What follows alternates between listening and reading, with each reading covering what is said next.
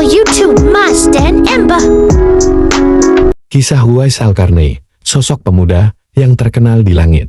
Di Yaman, tinggallah seorang pemuda bernama Uwais Al-Qarni yang mempunyai penyakit sopak. Karena penyakit itu, tubuhnya menjadi belang-belang. Walaupun cacat, tapi ia adalah pemuda yang soleh dan sangat berbakti pada ibunya. Ibu Uwais adalah seorang wanita tua yang lumpuh. Uwais senantiasa merawat dan memenuhi semua permintaan ibunya. Hanya satu permintaan yang sulit ia kabulkan. Anakku, mungkin ibu tak lama lagi akan bersamamu. Ikhtiarkan agar ibu dapat mengerjakan haji, pinta sang ibu. Mendengar ucapan sang ibu, Uwais termenung. Perjalanan ke Mekah sangatlah jauh, melewati padang tandus yang panas. Orang-orang biasanya menggunakan unta dan membawa banyak perbekalan. Lantas bagaimana hal itu dilakukan Uwais, yang sangat miskin dan tidak memiliki kendaraan? Uwais terus berpikir mencari jalan keluar. Kemudian, dibelilah seekor anak lembu. Uwais membuatkan kandang di puncak bukit. Setiap pagi ia bolak-balik menggendong anak lembu itu, naik turun bukit. Uwais gila, kata orang-orang yang melihat tingkah laku Uwais. Ya, banyak orang yang menganggap aneh apa yang dilakukannya tersebut. Tak pernah ada hari yang ia terlewatkan untuk menggendong lembu naik turun bukit. Makin hari anak lembu itu makin besar, dan makin besar pula tenaga yang harus diperlukan Uwais. Tetapi karena latihan setiap hari, anak lembu yang membesar itu tak terasa lagi. Setelah 8 bulan berlalu, sampailah pada musim haji. Lembu Uwais telah mencapai 100 kilogram. Begitu juga otot Uwais yang makin kuat. Ia menjadi bertenaga untuk mengangkat barang. Sekarang, orang-orang pun tahu maksud Uwais menggendong lembu setiap hari. Ternyata ia sedang latihan menggendong ibunya. Uwais menggendong ibunya berjalan kaki dari Yaman ke Mekah. Subhanallah. Alangkah besar cinta Uwais pada ibunya itu. Ia rela menempuh perjalanan jauh demi memenuhi keinginan ibunya. Uwais berjalan tegap menggendong ibunya, wukuf di Ka'bah. Ibunya terharu dan bercucuran air mata melihat Baitullah. Di hadapan Ka'bah, ibu dan anak itu berdoa, "Ya Allah, ampuni semua dosa ibu," kata Uwais. "Bagaimana dengan dosamu?" tanya sang ibu keheranan. Uwais menjawab, "Dengan terampuninya dosa ibu, maka ibu akan masuk surga. Cukuplah ridho dari ibu yang akan membawaku ke surga." Itulah keinginan Uwais yang tulus dan penuh cinta. Allah Subhanahu wa Ta'ala pun memberikan karunia untuknya. Uwais seketika itu juga sembuh dari penyakit sopaknya. Hanya tertinggal bulatan putih di tengkuknya.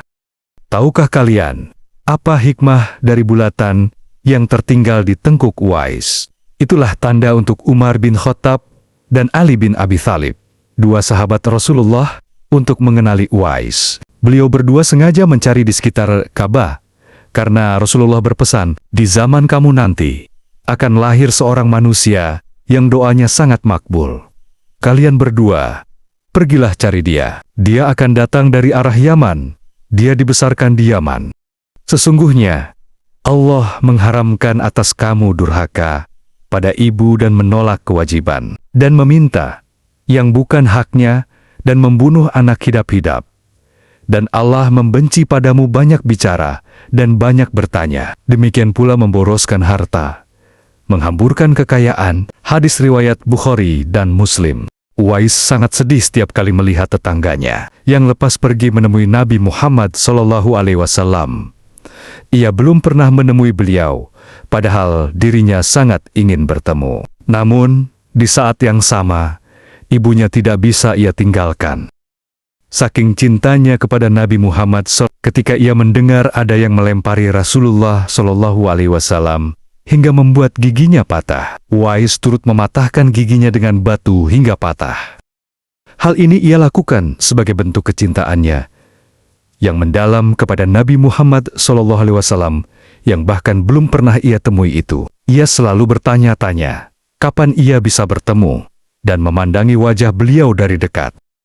Akhirnya, pada suatu hari, ia ungkapkan semua isi hatinya kepada ibunya dan meminta izin untuk bertemu Nabi Muhammad Sallallahu Alaihi Wasallam. Ibunya pun mengizinkannya untuk pergi ke Madinah.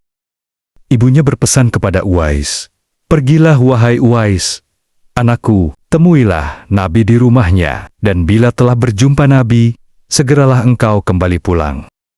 Dengan hati yang sangat bahagia, ia akhirnya pergi ke Madinah. Setelah menempuh perjalanan jauh, akhirnya Uwais Al-Qarni sampai di kota Madinah. Segera, ia mencari rumah Nabi Muhammad. Diketuknya pintu rumah itu sambil mengucapkan salam. Keluarlah seseorang seraya membalas salamnya. Segera saja Uwais Al-Qarni menanyakan Nabi yang ingin dijumpainya. Namun ternyata, Nabi tidak ada di rumahnya. Beliau sedang berada dalam medan pertempuran. Uwais Al-Qarni hanya dapat bertemu dengan Siti Aisyah, istri Nabi. Betapa kecewanya hati Uwais. Dari jauh, ia datang untuk berjumpa dengan Nabi, tetapi tidak dapat dijumpainya. Dalam hati Uwais bergejolak ingin menunggu kedatangan Nabi dari medan perang. Tapi kapankah Nabi pulang? Sedangkan masih terngiang di telinganya pesan dari ibunya yang sudah tua dan sakit-sakitan itu, agar cepat pulang ke Yaman. Setelah bertemu Nabi Muhammad dengan berat hati, akhirnya Uwais memilih untuk mematuhi pesan ibunya. Pesan ibunya mengalahkan suara hati dan kemauannya untuk menunggu dan berjumpa dengan Nabi Uwais Al-Qarni lalu pamit kepada Siti Aisyah untuk segera pulang ke Yaman. Dia hanya menitipkan salamnya untuk Nabi.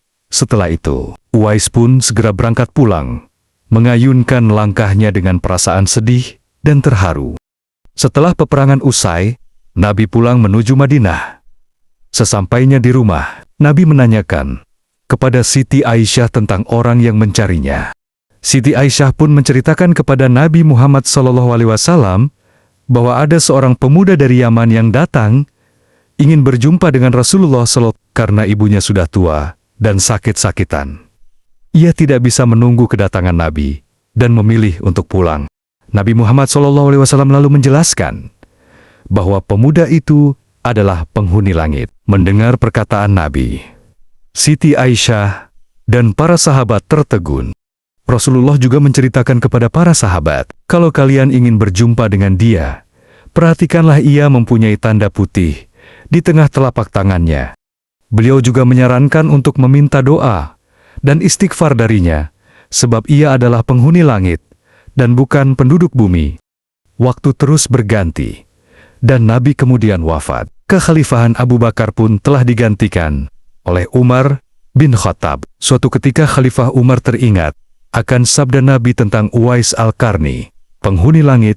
Sejak saat itu, setiap ada kafilah yang datang dari Yaman, Khalifah Umar dan Ali bin Abi Thalib selalu menanyakan tentang Uwais Al-Qarni, si fakir yang tak punya apa-apa itu, yang kerjanya hanya menggembalakan domba dan unta setiap hari.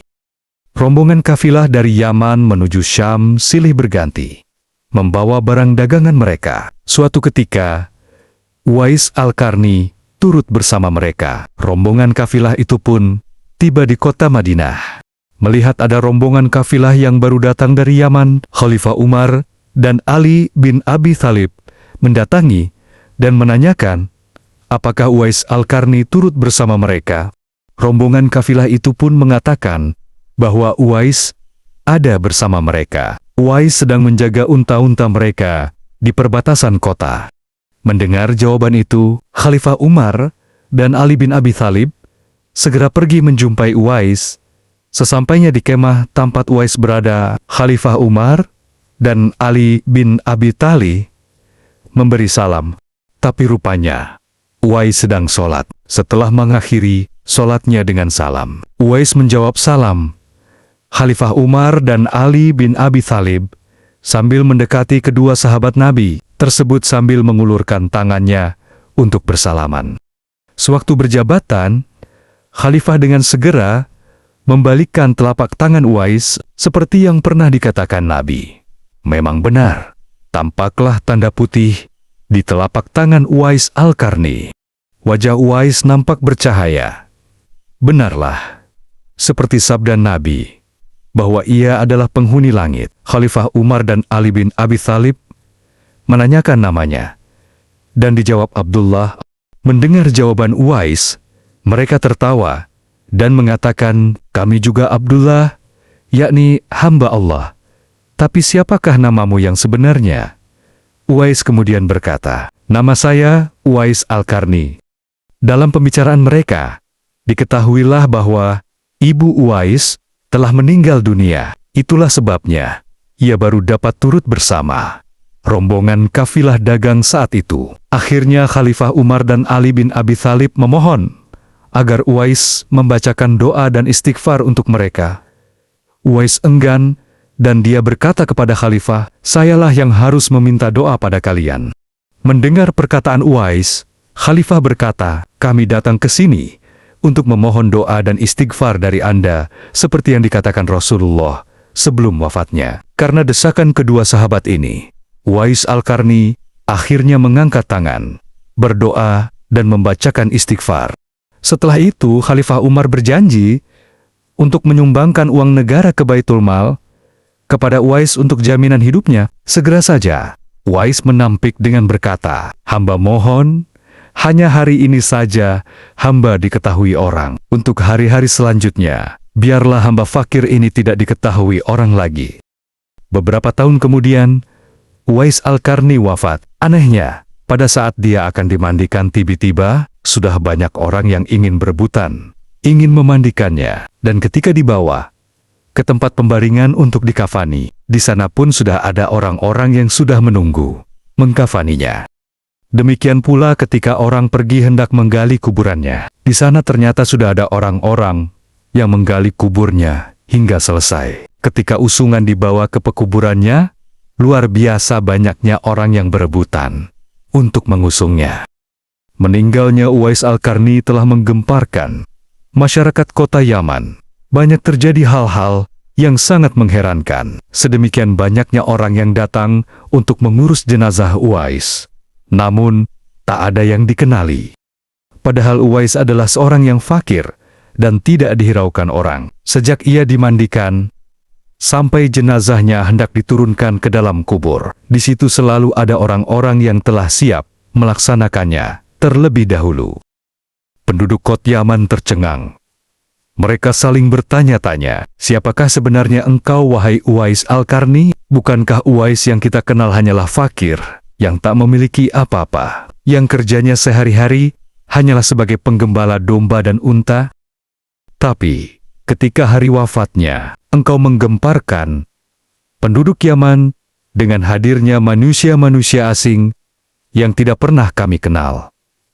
Mereka datang dalam jumlah yang begitu banyaknya. Agaknya mereka adalah para malaikat yang diturunkan ke bumi hanya untuk mengurus jenazah dan pemakamannya." Berita meninggalnya Uwais Al-Qarni dan kinihan-kinihan yang terjadi ketika wafatnya telah tersebar kemana-mana. Baru saat itulah penduduk Yaman mengetahui siapa sebenarnya Uwais Al-Qarni. Selama ini tidak ada orang yang mengetahui siapa sebenarnya Uwais Al-Qarni sendiri, disebabkan permintaan Uwais sendiri kepada Khalifah Umar dan Ali bin Abi Thalib agar merahasiakan tentang dia. Barulah di hari wafatnya, mereka mendengar sebagaimana yang telah disabdakan Nabi, bahwa Uwais Al-Qarni adalah penghuni langit. Begitulah Uwais Al-Qarni, sosok yang sangat berbakti kepada orang tua, dan itu sesuai dengan sabda Rasulullah. Ketika beliau ditanya tentang peranan kedua orang tua, beliau menjawab, "Mereka adalah yang menyebabkan surgamu atau nerakamu." Hadis riwayat Ibnu Majah. Terima kasih sudah menonton. Semoga kalian sehat selalu, panjang umur dan rezeki lancar. Subscribe, like, komen, dan share.